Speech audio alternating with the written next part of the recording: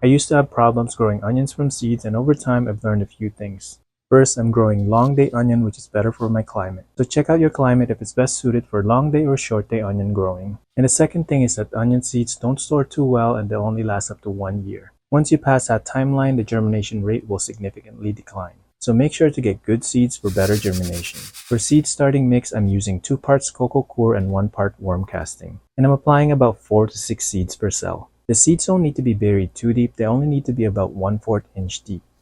When the seeds have been planted, you want to make sure to maintain good moisture. You don't want the medium to dry out or overwater it. To maintain moisture in a good humid environment, you can use a plastic dome. And once the seeds have sprouted, you can then remove the dome. One of the things that can really help your onions grow healthy and strong when you're growing indoors is by using a grow light. Grow lights will prevent them from growing lanky and falling over. And also by using a fan or gently brushing the seedlings with your hands will strengthen the seedlings. Once they start producing more leaves and start growing taller than 5 to 6 inch, you can start trimming them down. By trimming the seedlings, it keeps them upright and also allows the plant to focus on the roots. Not only will the seedlings develop better root system, but it will also produce thicker stems.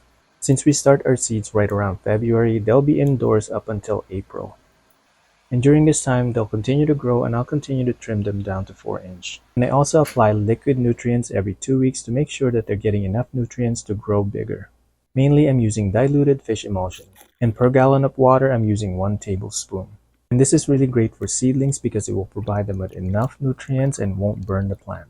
I also add kelp liquid nutrients, which is higher in potassium. This is completely optional, but this is great for overall plant health. And I'm only adding about 1 teaspoon per gallon. If you're growing seedlings that you'll be nurturing for months, it's a good idea to always feed them with nutrients. When it comes to watering or applying the liquid nutrients, I always water from the bottom. This way, the medium will soak up all the water and all I have to do is remove the excess water after a few hours. And here's what my watering schedule looks like.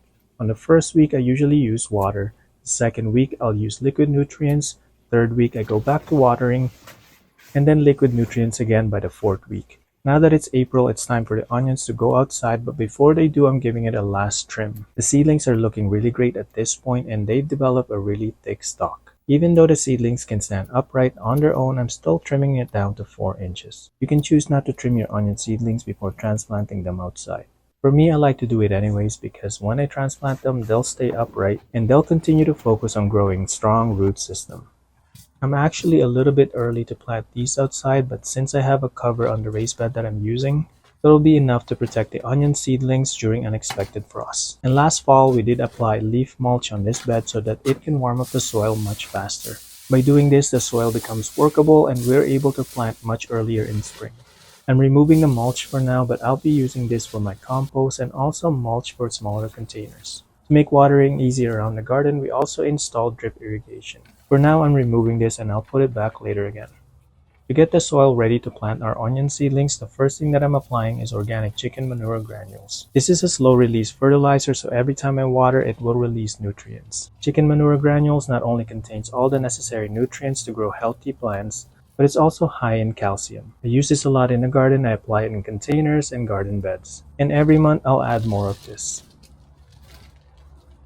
Afterwards, I then apply 1 inch layer of finished compost. If you have the space, you can make compost for free using materials from your garden. If you don't have the space for it, you can also choose to buy organic compost or alternatively, you can use manure. This is also a great fertilizer to lightly feed your plants every 2 weeks or a lot more every month.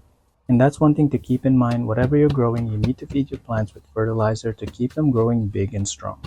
I'm flattening the top layer of the soil, which is unnecessary, but I do like to do it anyways because it keeps me organized. And since onions are best spaced about 6 inch apart, I'm using my garlic dibber, which creates about 6 inch of separation. With this amount of spacing, the onions will form bigger bulbs that you can harvest all at once. But if you want to be able to grow more and harvest in between, you can space them about 3 inches. By spacing it about 3 inch, you can harvest every other onions during the growing season and allow the rest to grow bigger. Just make a note that the ones you harvest mid-season are going to be a lot smaller. But those ones could be really great for cooking. Whenever you need onions, you can just go to the garden anytime. And for us, we always want to use every space possible to grow more food, so I'm using the edge of the bed to grow carrots. There's enough space here to grow a line of carrots, so I'm creating a trench about ½ inch deep. Carrots and onion grow really well together, so it's a good idea to plant these together. And I'm spacing the carrot seeds about 1 inch apart. If needed, I'll thin this out later. And for every 4 corners where I'm planting my onion seedlings, I'm also going to plant right in the middle a carrot seed.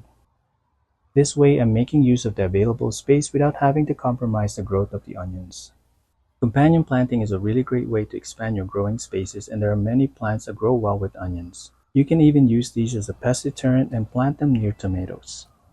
Now that the bed is ready, it's finally time to plant our seedlings. Usually, whenever you're bringing plants from indoor to outdoor, they need to go through a hardening process.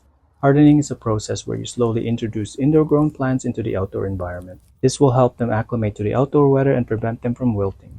But since I'm growing the onions under a sheltered cover, this allows me to skip this process. Onion plants are actually an exception as well. They're pretty adaptable to any condition, and the roots are basically indestructible as well, making it easier to separate the seedlings. And if you're separating bunches of onion seedlings, make sure to plant them really fast.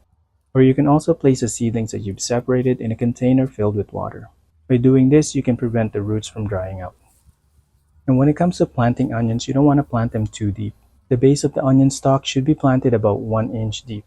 Planting the onions too deep can prevent the onions from forming a bulb at the base. And this is actually one of the key things that changed for me whenever I grew onions in the past. Before, I would always plant onions too deep and always end up with green onion stalks. To make sure I always do this right, whenever I plant the seedlings, I elevate it just above the hole and pinch the soil around it. This way, I'm not planting too deep and it keeps the onions upright.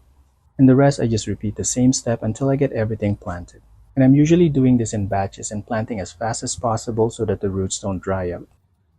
This year, I'm growing 2 different varieties and they're both long day onion. One is called Walla Walla and the other is called Blush. Long day onion basically means they require longer daylight between 14 to 16 hours.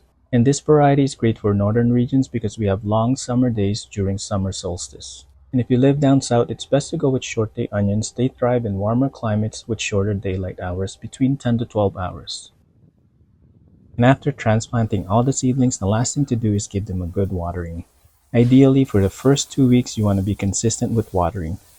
You want the roots to set deep into the soil, so watering every 2 days for the first 2 weeks is crucial. And when the onion seedlings have settled into their new location, you can slow down on watering at least twice a week. Onions are heavy feeders, so I'll be making sure to apply light compost every 2 weeks. And later in the season, when the onion bulbs start to push up from the soil, I'll be switching to bone meal. Adding bone meal mid-season will help the bulbs form much bigger. When the onion leaf starts turning yellow, that's when I'll stop feeding them. When they start turning yellow, it's usually a sign that they're getting ready to be harvested. The covers on this bed is actually temporary. I'll be switching this to netting as soon as it starts to get warm. And this is pretty much all I've been doing to grow onions from seed and transplant them into the garden. Thanks again for watching, and we'll keep you updated throughout the growing season.